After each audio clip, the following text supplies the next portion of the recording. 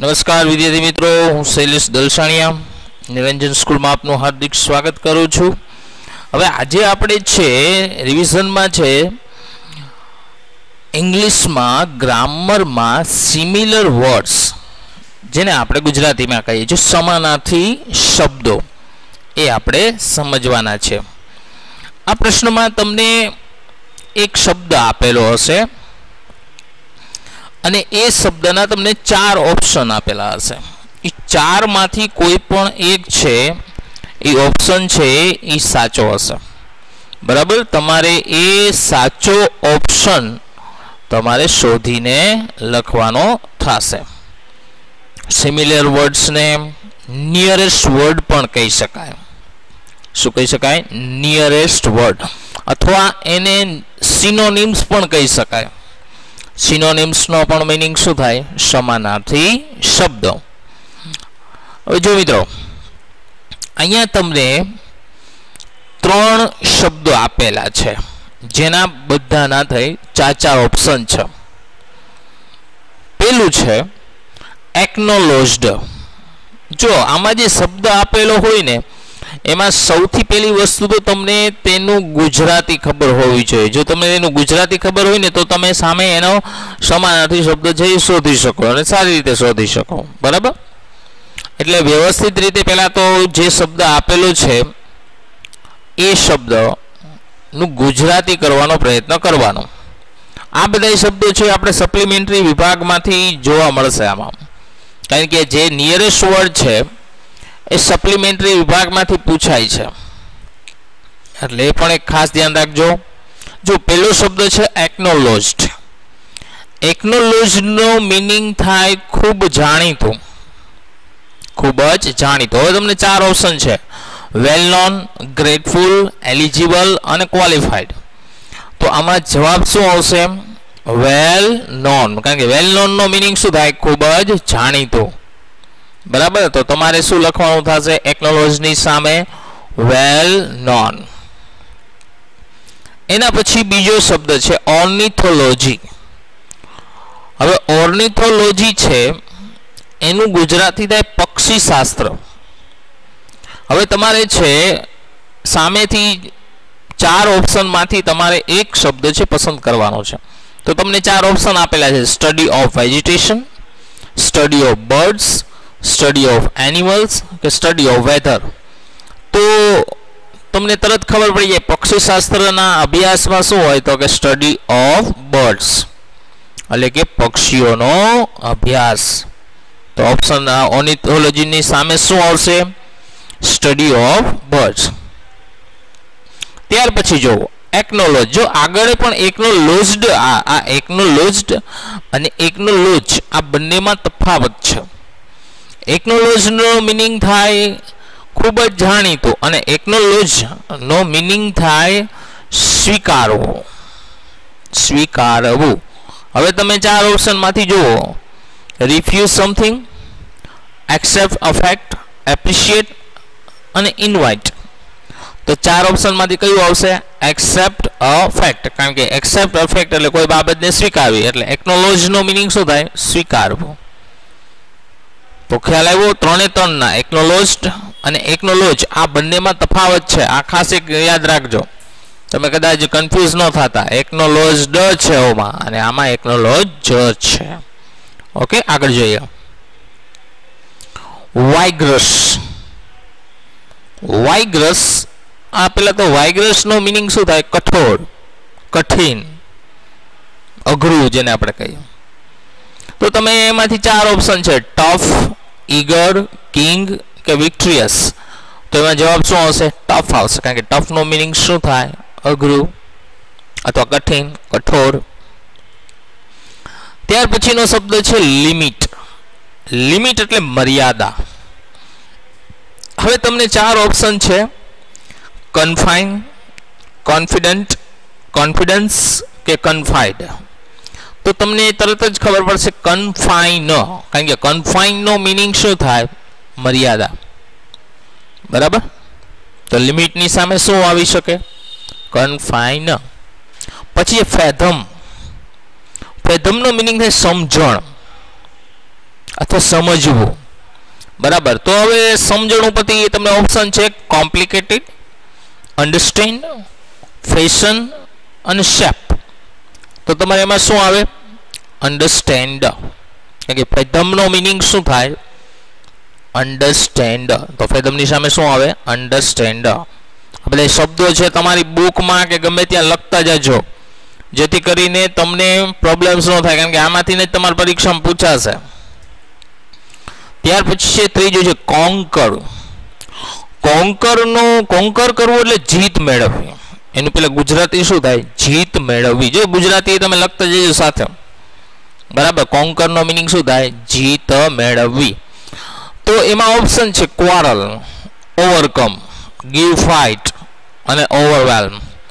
તો એમાંથી જવાબ આવશે ઓવરકમ, કારણ કે ઓવરકમનો પણ મિનિંગ શું થાય? જીત મેળવવી. તો કોન્કરની સામે શું આવશે? ઓવરકમ. પછી છે આવેશમ. આવેશમનો મિનિંગ થાય ખૂબ જ ઘાતકી, બરાબર, હુમલાખોર, એવો મિનિંગ થશે આનો. તો તમને 4 ઓપ્શન આપેલા છે. સેવિયર છે, ફ્લેક્સિબલ છે, ક્વાલસમ છે, સિરિયસ છે. તો એમાં ઓપ્શન આવશે જવાબમાં સેવિયર. શું આવશે? સેવિયર. એના પછીનો કાઉન્સેલ. કાઉન્સિલ. જો આમાં 2 શબ્દ છે, કાઉન્સલ અને કાઉન્સિયલ. આ 2 શબ્દ અલગ છે.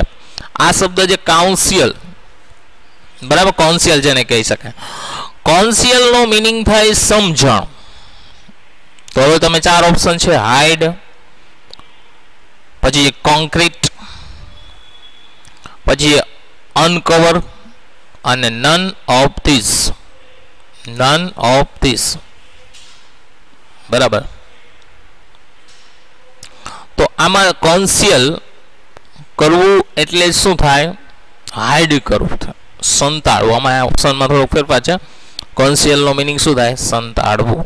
એના પછીનો છે ચોથો ટ્રિવિયલ. ટ્રિવિયલનો મિનિંગ થાય નાનું. હવે તમે જોઈ શકો આમાં 4 ઓપ્શન છે, વેરી લાર્જ, સ્મોલ, એક્સેપ્શનલ અને ટેરિફાઈંગ. તો સ્મોલ કયો શબ્દ આવશે આમાં? ટ્રિવિયલનો મિનિંગ શું થાય? સ્મોલ. સ્મોલ એટલે નાનું. હવે જો શબ્દ આવ્યો કાઉન્સેલ.